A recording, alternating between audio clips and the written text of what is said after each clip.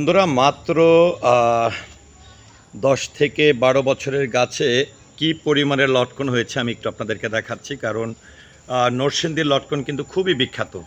দেখেন একদম গড়ের উঠানে লটকন গাছ, আমি একটু আপনাদেরকে দেখাচ্ছি লটকন, এবং এই গাছটির সম্পর্কেও একটু তথ্য দিব। আর কি হলে আসলে লটকন হয়, বেশি লটকন ধরে, এই তথ্যটিও কিন্তু আপনাদেরকে দিব।